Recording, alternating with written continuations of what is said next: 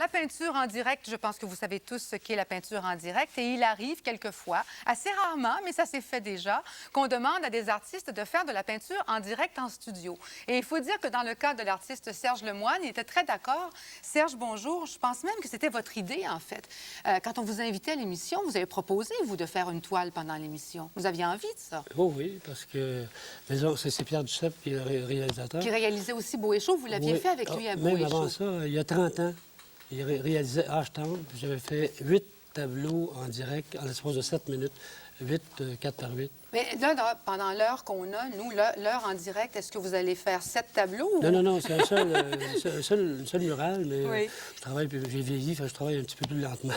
Qu'est-ce qui vous intéresse, Serge, dans un exercice comme celui-là, de faire une toile en direct pendant une émission de télévision? Qu'est-ce que ça représente pour vous, ça? Bien, ça représente le fait de diffuser l'art. C'est-à-dire que dans les galeries, il n'y a pas énormément de personnes qui vont là.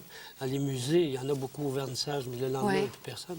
Parce qu'à la télévision, on rejoint je ne sais pas combien de personnes. Je sais pas combien de personnes on espère le maximum. On espère vraiment toujours le maximum. Qu'est-ce que vous allez faire? Est-ce que vous le savez ou c'est une improvisation totale? Bien, honnêtement, je ne savais pas avant qu'on dessine les lignes sur le tableau. Il y a beaucoup de possibilités. Je peux décider ça dans l'espace de 10 secondes, ce que je vais faire. Donc, j'attends la dernière minute, puis ensuite, bien là, ça évolue. Même là, je ne sais pas ce que ça va donner une fois terminé, là, mais je sais que... mais il ne sera peut-être pas terminé à la fin aussi. Je vais peut-être continuer après. En tout cas, là, vous avez 45 minutes. Ce que je vous propose, Serge, c'est d'aller rejoindre votre toile qui est installée sur le plancher. Vous auriez pu choisir une toile verticale. Vous avez choisi une toile horizontale, genre Jackson Pollock Action Painting. C'est parce que je travaille avec des bâtons de hockey, puis je travaille aussi avec une petite auto là, téléguidée. Ah bon? Alors là, vous allez aller faire une... OK, c'est correct. Alors, Serge, si vous voulez aller rejoindre votre toile, on vous retrouve à la fin de l'émission, en fait. Vous allez être notre dernière invitée, parce qu'à ce moment-là, on pourra voir le travail au fur et à mesure qui va se faire. OK.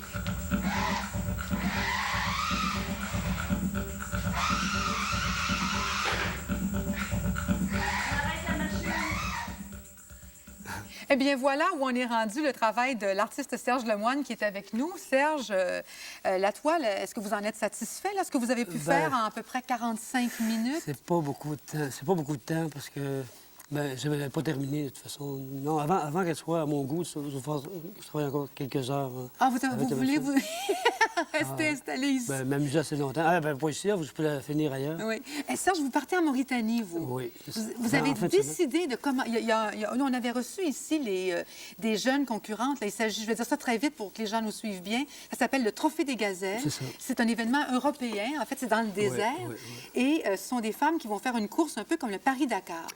C'est différent parce que c'est pas une question de vitesse dans ce cas-là. C'est une question de faire le moins de kilomètres entre les 6 points qui sont déterminés. Pourquoi ça vous intéresse, vous, de commanditer une voiture puis de décorer une voiture pour le désert? C'est arrivé drôlement, c'est parce que j'ai fait un emprunt il y a 2 ans à la Caisse populaire pour acheter une auto. Oui.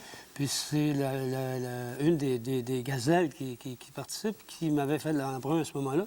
Puis quand je suis allé faire mon paiement final, elle m'a parlé de ce projet-là, puis j'ai été emballé par le projet. Puis j'ai accepté d'être responsable de dessiner l'auto. Mais là, à ce moment-là, j'ai demandé à d'autres artistes. On est 6 ou 8, je pense, qui participent à ça. Il y a Hélène Goulet, Molinari a fait une citation. Est-ce que c'est encore visible, au Musée d'art contemporain? Non, malheureusement, au Musée d'art contemporain, on a des petits problèmes avec eux parce qu'on devait exposer dans le restaurant à côté. Donc, ça aurait été visible pour le public.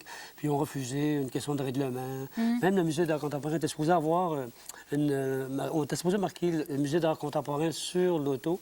En fin de compte, on a décidé de ne pas le faire parce qu'eux, ils nous ont refusé pour des questions de principe ou de règlement. Mais vous vous êtes battu toute votre vie, hein? Ah, mais je ne vais pas continuer parce qu'il y a trop d'injustice, puis il y a trop de règlements, puis il y a trop de fonctionnaires, puis trop de tout.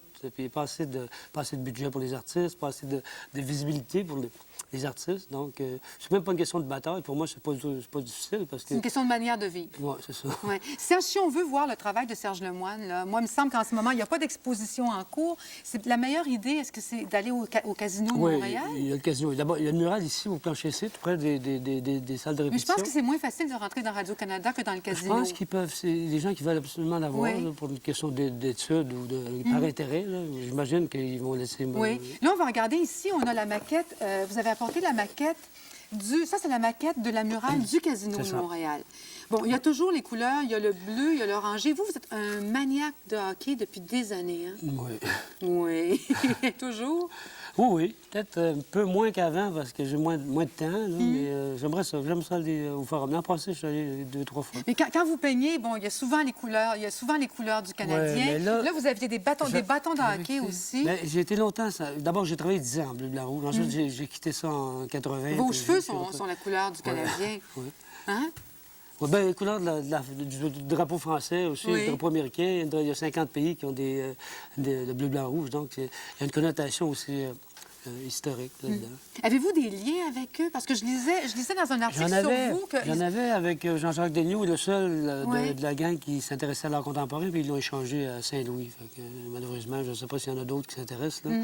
Mais j'aimerais beaucoup. J'avais rencontré quelqu'un de l'organisation. Je voulais proposer un projet pour le nouveau forum. Vous vouliez faire des portraits des joueurs de hockey? Ben, les portraits, m'inspirer du mouvement, en fin de compte, du joueur. C'est pas des portraits, des portraits avec la figure. là. C'est des portraits plus ou moins, pas psychologiques, mais c'est des portraits... C'est ma façon de les voir, ma façon de voir les joueurs de hockey, parce que... Ça fait combien d'années, Serge, que vous êtes artiste? Ça fait... j'ai quitté une façon de parler. On m'a mis dehors de l'École des beaux-arts en 1960. Pourquoi? Parce que il semblait que j'avais pas de talent. Ah, oui. Mais c'était pas vrai, hein? Ben, Qui disait ça? c'est la direction.